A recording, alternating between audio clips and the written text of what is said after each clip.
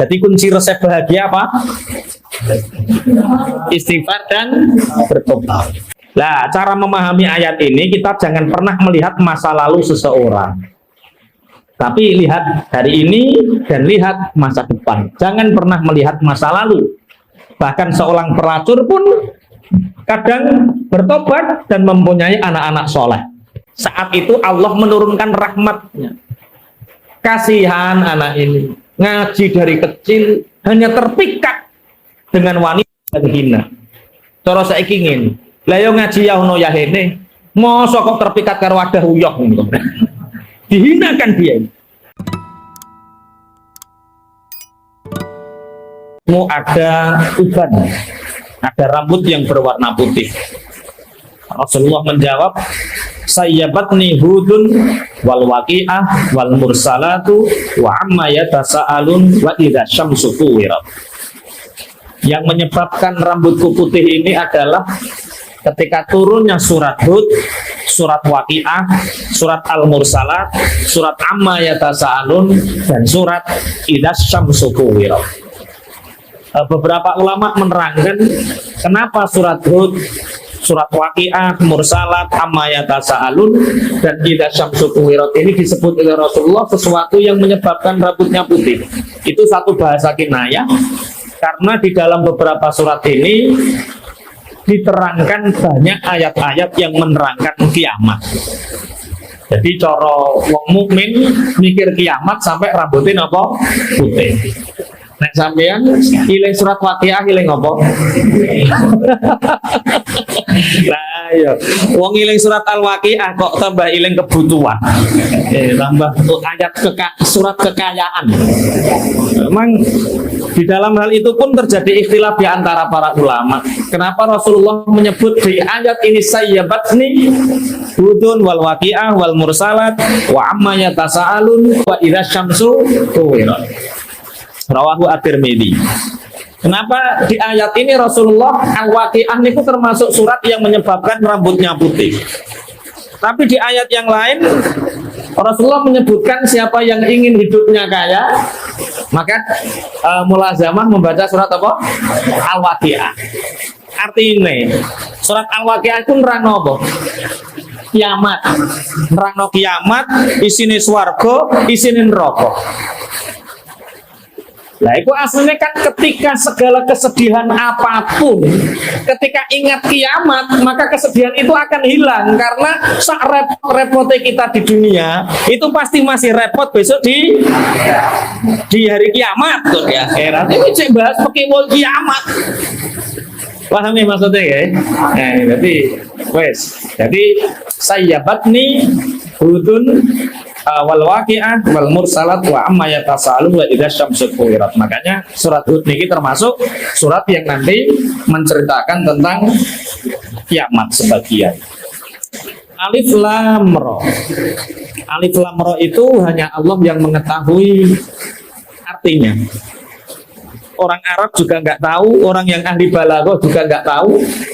Kalau orang yang tahu pasti itu takwilan saja, perkiraan-perkiraan yang kebenarannya tidak bisa dipastikan. Yang paling aman adalah Alif Lam Ra itu hanya Allah yang maha tahu artinya. Kitabun muhkimat ayatu. Kitab Al-Quran ini adalah kitab yang muhkamah, yang dikuatkan ayat-ayatnya. Muhkamah itu ada dua. Satu, Al-Quran itu ayat-ayatnya tersusun dengan rapi. Yang kedua, muhkamah itu adalah hukum-hukum yang ada di dalam Al-Quran. Ayat-ayat Al-Quran ini tidak tergantikan ila yaumil qiyamah. Itu artinya muhkamah. Muhkamah itu dikokohkan, dikuatkan. Dikuatkan itu artinya tidak akan tergantikan ila yaumil qiyamah. Artinya setelah selesainya masa Al-Quran diturunkan, itu tidak akan ada syariat yang memperbarui. Berbeda dengan nabi-nabi Rasul zaman dahulu, diperbarui ayatnya, diperbarui hukum-hukumnya. Tapi Al-Quran ini, setelah Al-Quran al-yawma akmaltu lakum dinakum wa atmamtu alaikum nikmati wa raditu lakumul islam madinah, itu artinya setelah itu sudah tidak ada syariat lagi. Makanya ada yang fanatik dengan ayat ini karena Al-Quran ini sudah muhkamah, sesuatu yang baru yang tidak pernah dicontohkan oleh Rasulullah itu ditentang mati-matian, yang disebut dengan apa? Bid'ah. Sampai ada yang sangat fanatik karena nggak memahami dalil, setelah ijab kabul tidak mau dikasih surat nikah itu. Nah, setelah qabil tu nikah wa tazwija bil malil mazkur, dikasih surat nikah oleh KUA, nggak mau dia. Oh, ini bid'ah. Zaman Rasulullah nggak ada. Emang ada setelah zaman Rasulullah ketika setelah qabil tu nikah dikasih surat? Nggak ada.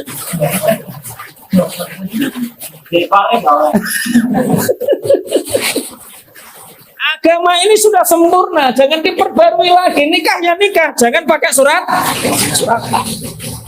Barang terjadi perceraian dan anaknya nggak mendapatkan hak waris, nggak mendapatkan hak nasab, bingung deh. Dulu saya sudah nikah, tapi saya nggak mau dikasih surat. Lalu dinane neng di bro. Dinane neng di. Jadi muhkamah itu artinya sudah tidak ada syariat lagi. Berarti ada syar'u man qablana. Ada syariat-syariat para rasul atau para nabi sebelum kita. Bagaimana kita bersikap? Ngapunten. Misalnya dengan syariatnya Nabi Isa, dengan syariat Nabi Musa, dengan syariatnya Nabi Harun, dengan syariatnya, sikap kita bagaimana?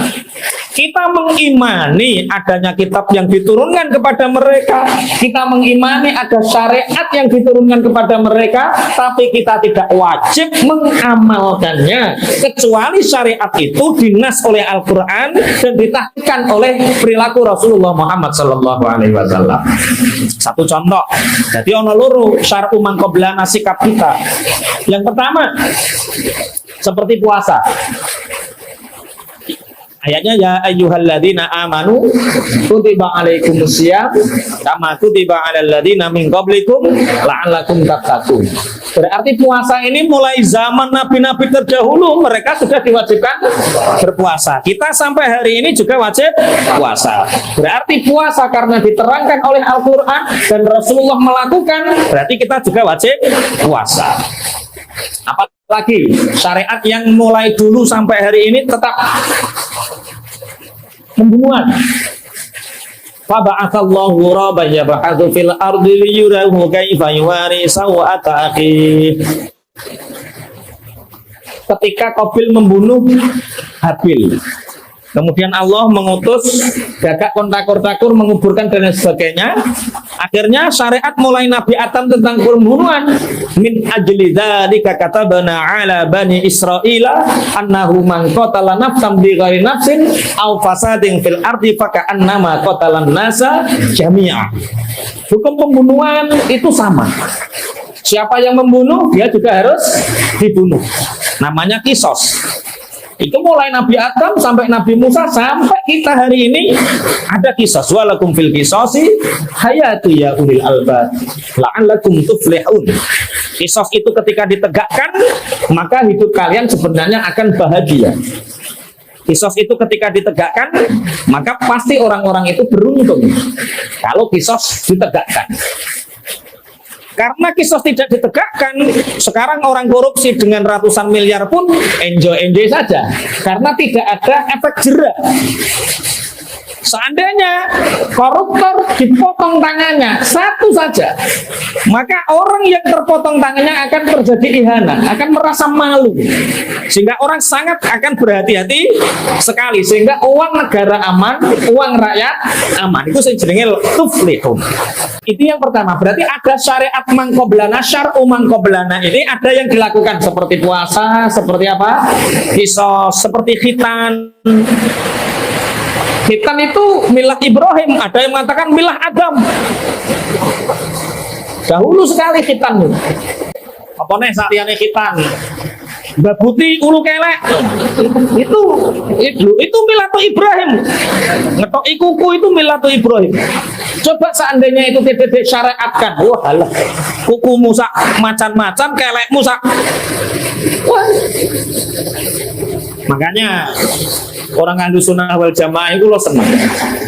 walaupun hukum itu berlaku, tapi kudu sesuai tempat dan kondisi. Harus muqtadul hal wal maqam, itu satu keadaan yang jabuti kelek itu hukumnya apa? Sunnah. Tapi kalau tempatnya salah, ya ora trimo makruh haram. Misalnya Kak Budi ngaji ning ngarep terus babut-babut kelek. Mak apa Kak? Sunnah. Ya sunnah, tapi roh angger ngono lho maksudnya. Muqtadul hal wal maqam. Nah, ada syariat. Nah, ini namanya muhkamah. Syariat kita ila yaumil qiyamah tidak akan pernah tergantikan oleh syariat yang baru. Kalau nabi-nabi terdahulu ada contoh. Wa id qala Musa liqaumihi ya qaumi innakum dhalamtum anfusakum bi ittikhadhikumul ijla fatubu ila bariikum faqtulu anfusakum.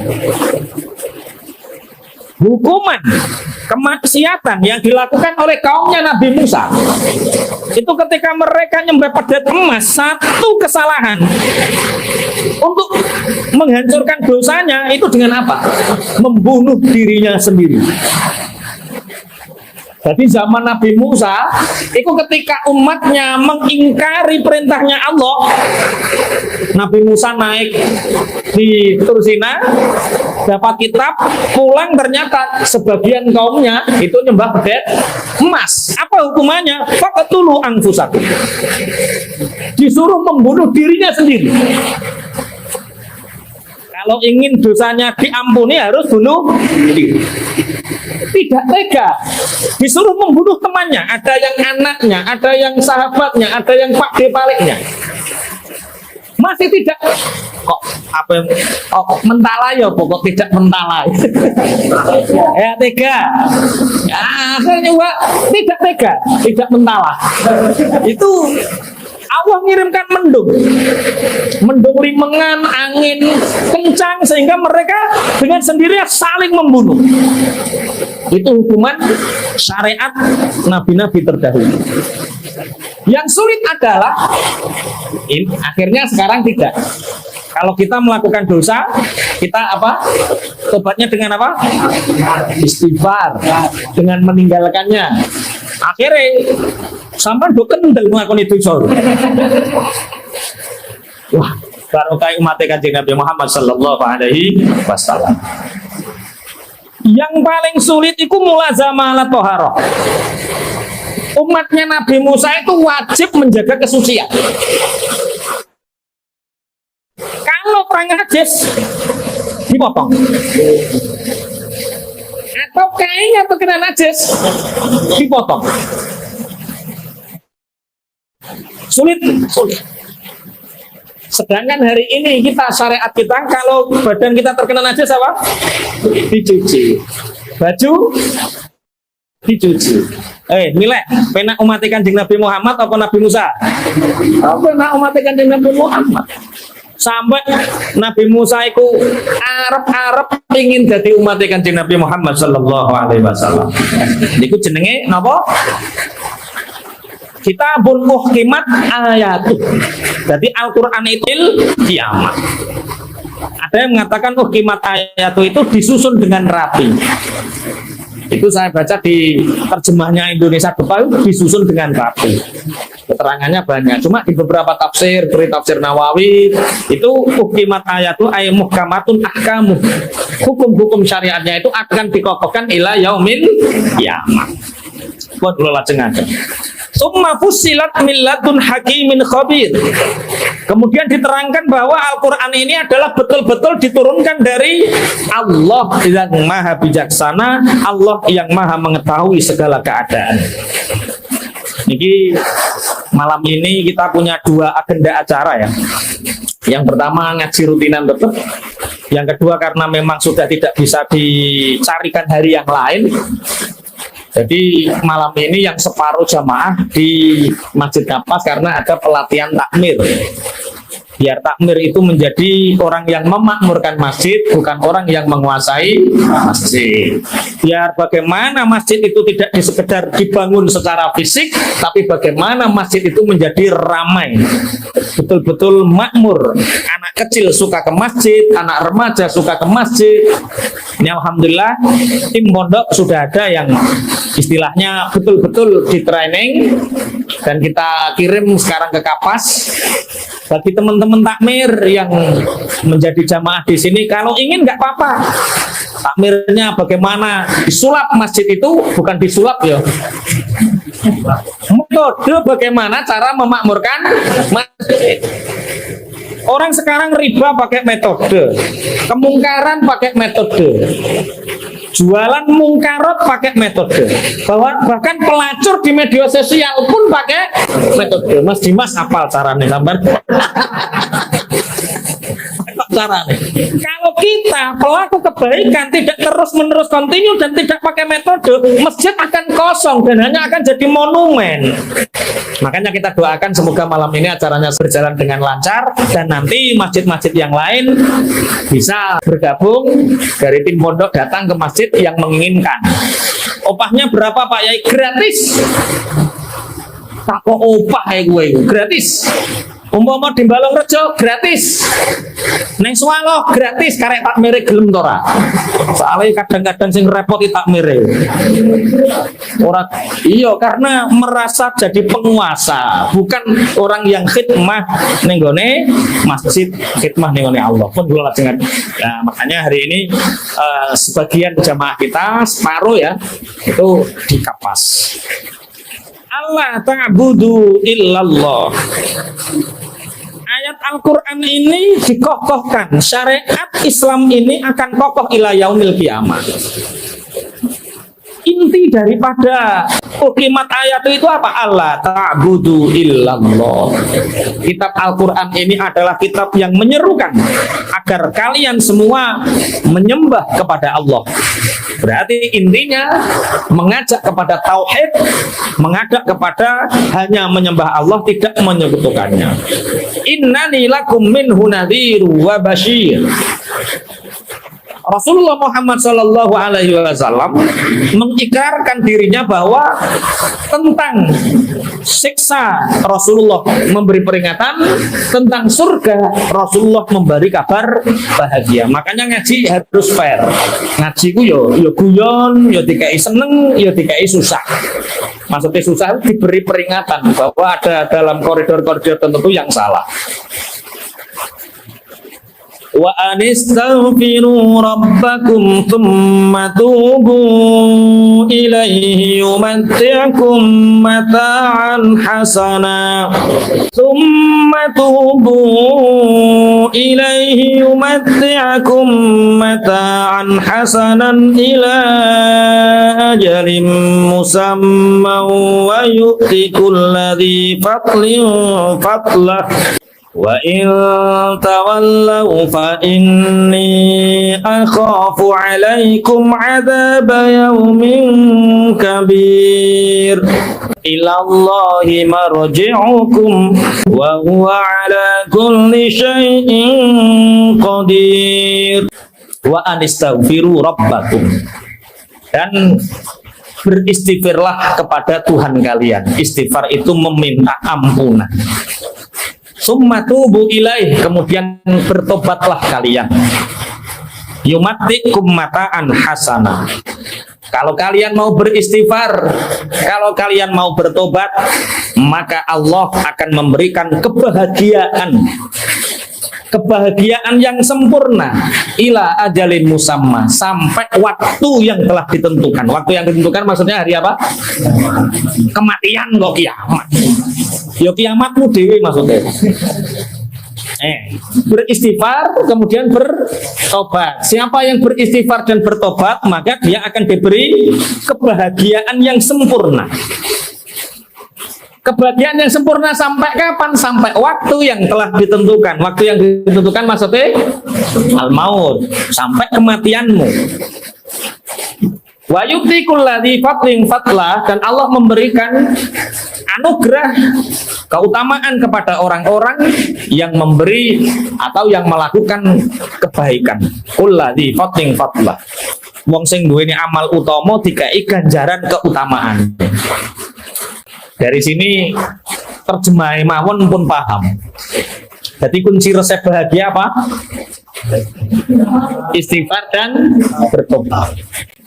Istighfar itu apa? Astaghfirullahaladzim. Ya Allah, aku mengharap ampunanmu ya Allah. Ampunilah aku ya Allah. Ampuni aku. Berarti orang yang beristighfar itu orang yang merendah atau orang yang meninggi? Merendah. Uang kok sumpah. Itu pasti nganggap dirinya penting. Orang yang nggak merasa dihargai sehingga dia susah, aku berjuang neng kene ya hono ya hene. Kalau nggak ada saya ini nggak jalan ini semua. Kenapa aku nggak dihargai? Susah-susah karpe. Itu berarti dia itu karena meninggi, merasa penting. Coba uang biasa wae. Jangan merasa kamu tokoh, jangan merasa kamu orang hebat, jangan merasa biasa wae. Penak. Atau uang kok melengos, oh paling raroh, oh nggak ngerti, ya takok, le apa yang di, oh nggak takok, oh iya, paling rasanya aku gak kerungu kok. Jadi jangan dianggap penting. Kalau kita menganggap diri kita penting, itu sumber kesedihan, sumber keburukan. Sumber kesedihan, sumber kesusahan, perkara awakmu merasa ada takmir masjid sama pengurus madrasah tukaran. Itu gara-gara apa? Oyoyan salah apa oyoyan bener? Bener. Nah oyoyan bener itu merasa penting atau merasa dia itu orang biasa? Penting.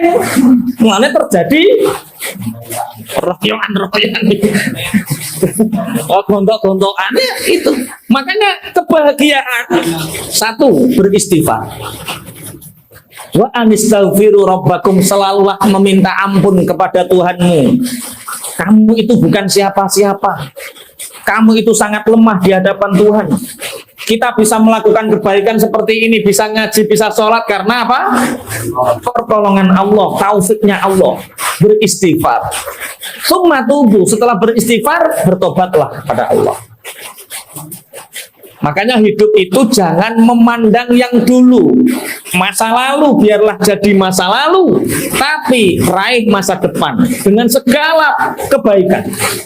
Imam Hasan Al-Basri itu seorang ulama masyhur, wali yang masyhur.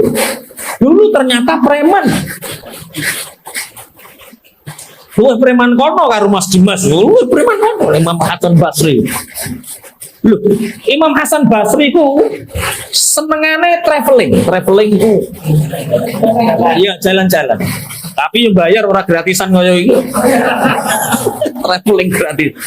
Maksudnya traveling ku suka melancong, jalan-jalan, melihat apa? Melihat gambas wanita-wanita cantik. Nyawang nek ning pinggir dalan ana wong wedok liwat disawang, ana wong wedok. Suatu ketika Imam Hasan Al-Basri ini bertemu dengan wanita yang menurut dia sangat cantik dan luar biasa sehingga hasratnya tidak bisa ditahan untuk mengikuti. Ditutno gurine. Ojo tiru lho. Ngobok tiru ngisin-ngisini aku. Runtang-runtung ora kok karo Pak Yai kok ngentutno cewek kan. Saiki Hasan Al-Basri ngentutno cewek wedok. Ngentutno cewek. Ditanya, Mas, sampean sebenarnya mau kemana? Ya, mengikutimu, Mbak. Kenapa? Karena selama ini aku tidak pernah melihat wanita secantik dirimu. Ini cara wong lanang jenenge apa iki jenenge?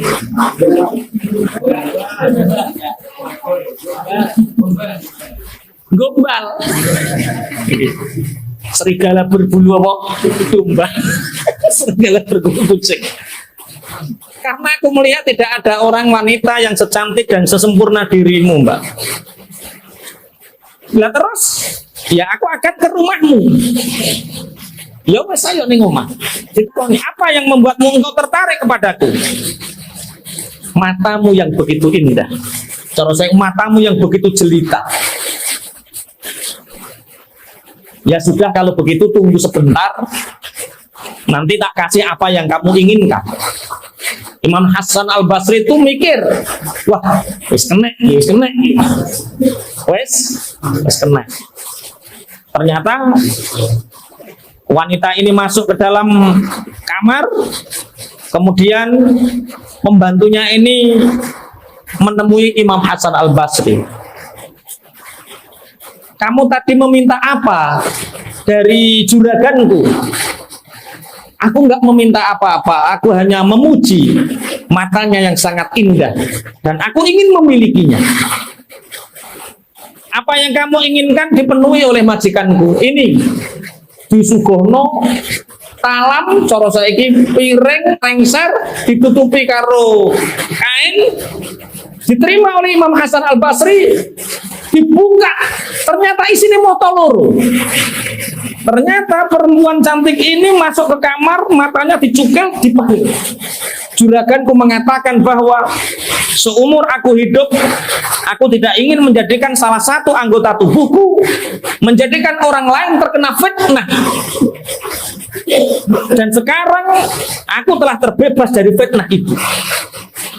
Ini mata yang kamu inginkan. Jerit Imam Hasan Basri, jerit pucet. Bertobat dia, beristighfar. Enggak bisa tidur. Iling terus laopo kok tak kuning ngono barang.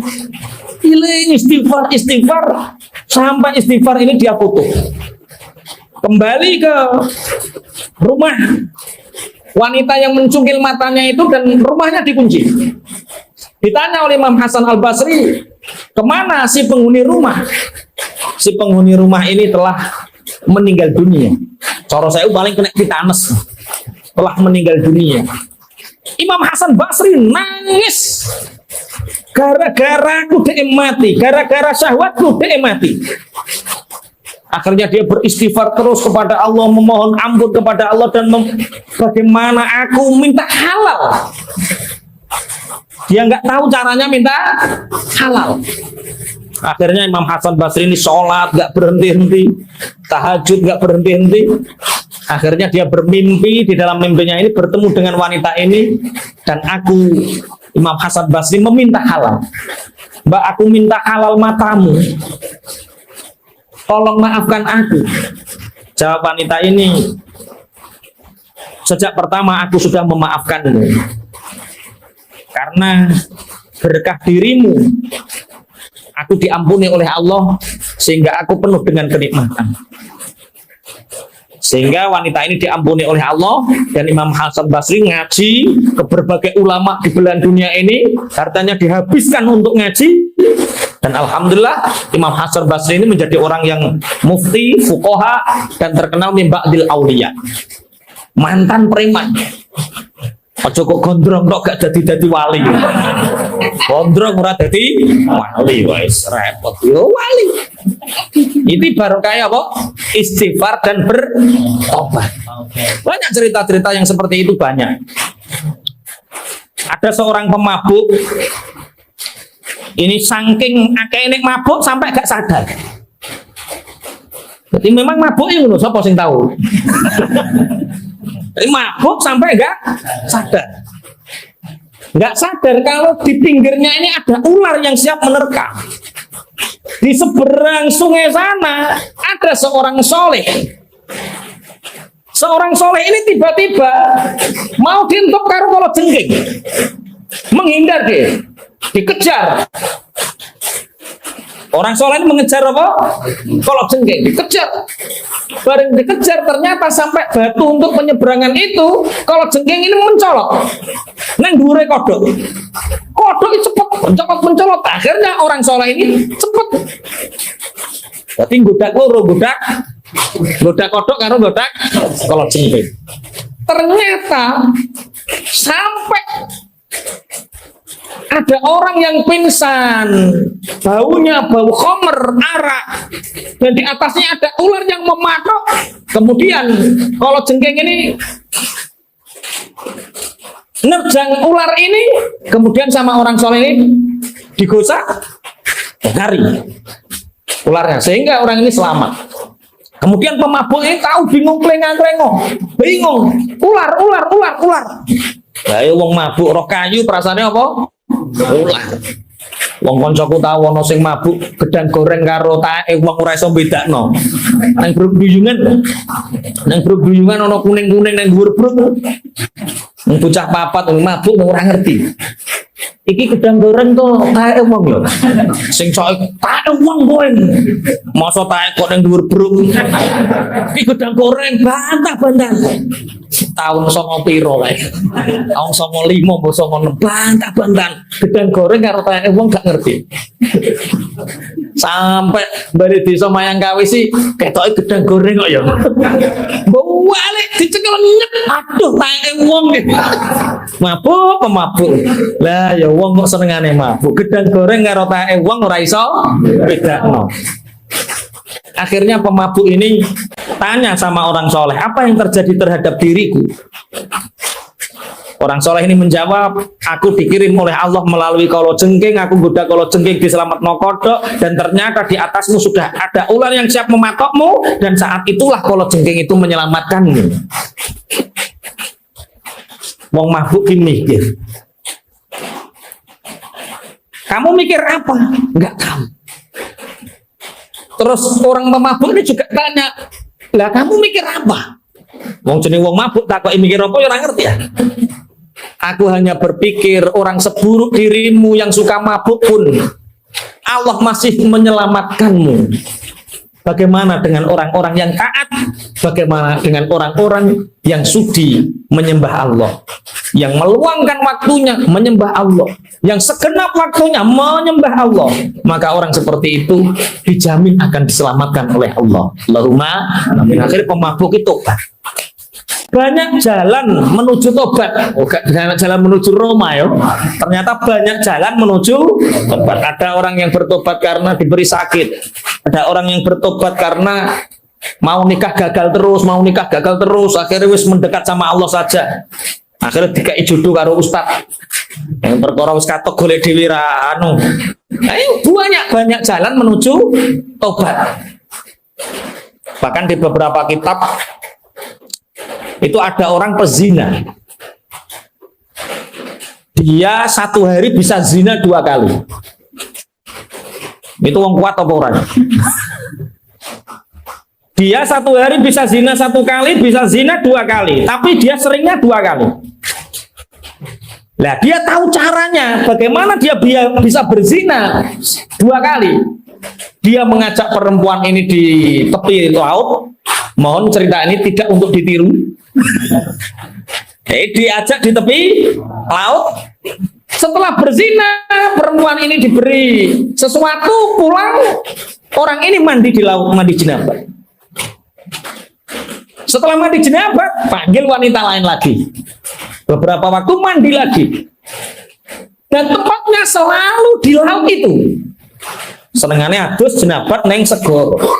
Suatu saat, entah karena ini hidayah Allah, tiba-tiba orang yang suka berzina 1 hari 2 kali dan mandi jenabat 2 kali di laut yang sama, dan itu terus menerus, laut ini murka. Sehingga laut ini bisa berbicara dan orang ini mukasyafah bisa mendengar. Wahai orang yang hina dina, setiap tetes air yang engkau gunakan mandi akan menjadi saksi. Satu lautan yang kau gunakan untuk jenabat tidak akan pernah mensucikan dosa-dosamu. Jenenge wong krungu swara sing ngomong segoro, wedi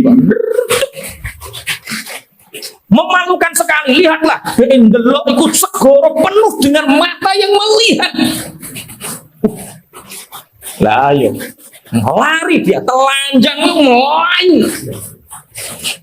Setiap melihat laut mau pingsan, setiap melihat laut mau pingsan, sehingga dia nggak kuat, dia pindah di atas gunung, berteman dengan orang-orang yang zuhud, berteman orang-orang yang tidak mikir dunia, bekerja seadanya, kemudian beribadah rajin, bertobat, betul-betul bertobat. Sehingga suatu saat orang-orang zahid ini Ayo kita ke laut. Setiap ke laut, satu orang mbak mau. Ditanya kenapa kamu nggak mau ke laut? Di sana ada orang yang tahu keburukanku dan aku sangat malu bertemu dengannya. Padahal itu ya segoro dewi. Akhirnya selalu seperti itu. Akhirnya ada satu orang yang zuhud, yang mukasyafah, dan dia bisa mendengar jeritan laut itu. Kenapa temanmu tidak di sini? Ada orang yang mengetahui dosa-dosanya dan dia merasa malu. Katakan kepadanya bahwa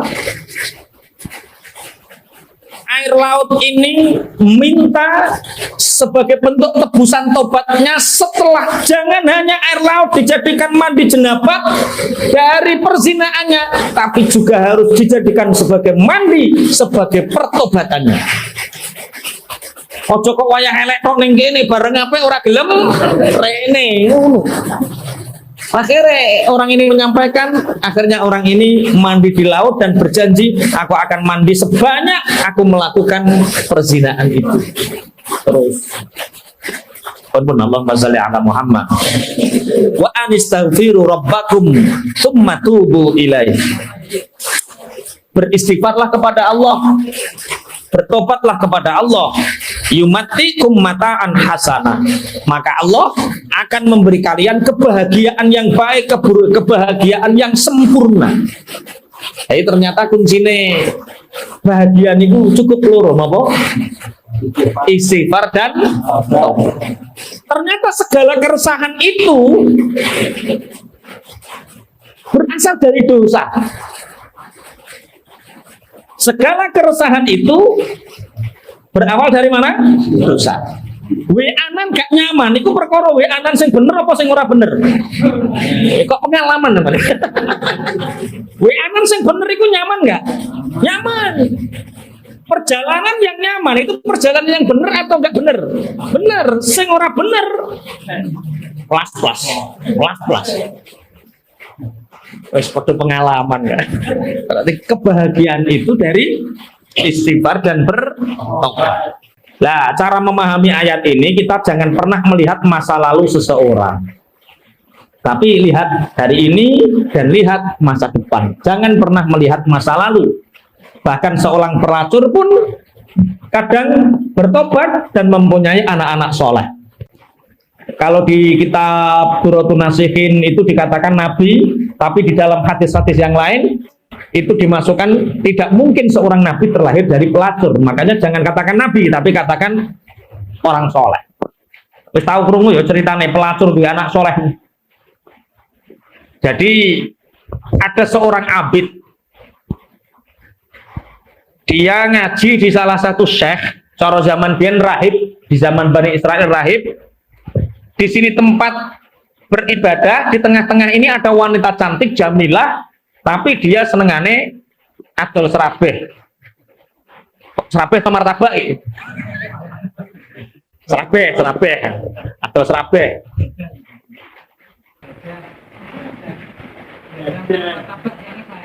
Nek martabak wong apik, nek wong elek serabeh ya apik terus. Nek ya jadah. Ya wis satu jadah. Oh gak apem ya. Lah, orang jamilah ini menjual dirinya cantik. Tapi kalau nggak orang kaya, harganya 12 dinar. 1 dinar itu sekarang 4 juta kali 12, berarti berapa juta itu?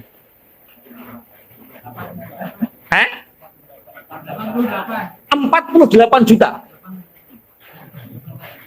Iku nek ngitung piye, nek ngitung kok 88 iku larang men. Iya toh 4 juta ping 10 lagi 40 juta. Sing loro 8 juta berarti 48 juta. Ada seorang pelacur harganya 48 juta. Iki kira-kira ayu to ora? Sekali pakai loh. Pokok 48 setahun. Ini sekali pakai 48 juta. Nah, setiap abid anak yang ahli ibadah ini mau melakukan ibadah pasti melewati rumah pelacur ini, dan dia sengaja pintu depannya dibuka, dia agak ke belakang dan sangat mengagumkan kecantikannya. Pokoknya ngerliwat derdek terus, liwat derdek terus. Akhirnya dia jangan sekali bertanya Allah menunjukkan jalannya loh ya. Ini bertanya dia. Iku wong ayu iku sapa toh? Anu itu gelem loh iku. Lah carane piye? Oh, dia punya manajer. Lah manajernya siapa? Yang ngatur jadwalnya? Iya, itu sebelah rumah. Kamu tanya saja, Bibi sebelah rumah. Akhirnya tanya. Bibi bisa ngatur saya ketemu sama dia? Bisa. Lah berapa yang harus saya sediakan? 12 dinar. Pirang tahun kerja 12 dinar. Akhirnya kerja dia. Jadi ngaji mulai sering bolos. Jadi ngaji setengah hari kerja, ngaji setengah hari kerja, sampai mengumpulkan uang berapa? 12 dinar, 48 juta. Akhirnya menemui manajernya. Mbok, ini saya sudah punya uang 12 dinar, kapan? Jangan sekarang, ini masih antri mas. Besok dikai tanggal, jam sekian, oh ya, datang orang. Bareng datang, masuk. Yo jenenge santri ya assalamualaikum ya. Jenenge santri. Masuk mas, masuk. Masuk deh. Bareng masuk, pelacur yang cantik yang harganya 12 dinar ini pakaiannya sering-sering. Iku wis ora iso nyawang meneng ngene. Masuk kamar mas, masuk kamar neng sarir, neng amben. Mau gitu. Saat itu Allah menurunkan rahmatnya. Kasihan anak ini ngaji dari kecil hanya terpikat dengan wanita dan hina. Cara saiki ngene. Lah yo ngaji ya ono ya hene. Mosok kok terpikat karo wadah uyah ngono. Dihinakan dia. Akhirnya pelacur ini masuk menangis ini. Abid ini menangis karena hatinya sudah disentuh oleh Allah, menangis. Ya Allah, ya apa yang aku lakukan? Ya Allah, apa yang aku lakukan? Ya Allah, sampai aku melakukan ini. Ya Allah, aku melihat sesuatu yang tidak halal. Nangis, mengundang nangis, ngejer.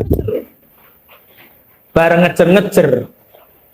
Pelacur salah apa? Salah paham. Ketoke wis ora kuat bocah iki.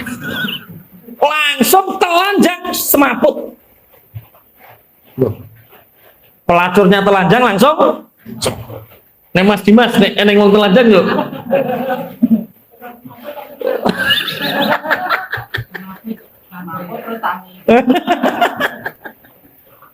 Wareng bangun kaget orang ini. Mbok ya ada apa mbak? Iki loh pingsan tuh. Yo koyo cara saiki yo kayak bikin kipas angin, kayak minyak angin. Bangun lari sekencang-kencangnya. Dikejar sama si mboknya ini, manajernya ini. Kenapa kamu lari? Ya Allah mbok, apa yang aku lakukan? Umurku sudah berkurang sekian tahun dan bertahun-tahun aku mengabdi kepada Allah. Aku hampir saja menerjang larangannya, menangis. Seumur-umur baru sekali ini aku akan melakukan hal ini. Berarti gak sido mas, sepurah nembok gak sido tenang. Lah duwe tapi pun pek pun belayu langsung boyong pak. Maksudnya wis ora mondok ning rahib, boyong, menghilang. Ada apa toh mbak kok pingsan? Dia itu menangis toh mbak. Katanya apa yang dia lakukan, Allah memberi kenikmatan yang begitu rupa dan dia lakukan, hampir saja melakukan satu kehinaan yang dilarang Allah. Pelacur ini Allah menurunkan hidayahnya, plek ning hati. Ya Allah, Allah memberi banyak kenikmatan terhadap diriku, kenapa aku melanggar perintahnya? Bocah kuwi urung lakoni wis semaput, lah aku kok biasa. Mbak, iya mbak. Hitung semua uangku, bedakan mana yang halal, mana yang haram. Nah, terus bagaimana? Yang halal kasihkan aku, yang haram Berikan kepada siapa yang ingin dan membutuhkan. Nek balekno piye wong kuwi haram. Mosok ape diobong. Ya ora. Ma'fid dawam yustaghfaru ma'fid dawam. Jadi sesuatu yang sudah terlanjur itu ada toleransinya. Karena uang ini dari keharaman sudah banyak dan tidak bisa makanya cara bertobatnya yaitu dengan membagikan kepada orang-orang yang membutuhkannya, karena itu ada toleransi.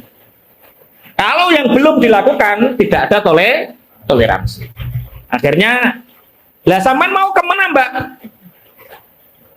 Saya bernazar aku akan menikahi orang tadi.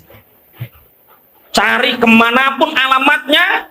Cara saya ingin nyewa intel, nyewa pokoknya temokno. Di mana keberadaannya? Cari kuda terbaik, cari onta terbaik, dimanapun kita cari anak ini. Saya ingin menikah dengannya. Bertobat. Akhirnya golek rono sampai bertahun-tahun ketemu akhirnya. Bareng ketemu saat itu Abid ini sedang di persawahan. Abid yang tadi loh, yang kerja 12 dinar tadi. Abid ada orang yang mencarimu.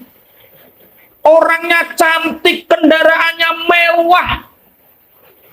Dia keleng-keleng, aku kok ora duwe kenalan. Sopo golek ya? Alah paling salah. Enggak Abid, betul yang dicari adalah kamu. Ayo tak antar. Diantar. Dilihat yang mengiring begitu banyak, dilihat kendaraannya begitu mewah. Siapa? Bareng dibuka, dibuka cadarnya, plek. Teringat dosa-dosanya, jantungnya pedot, mati.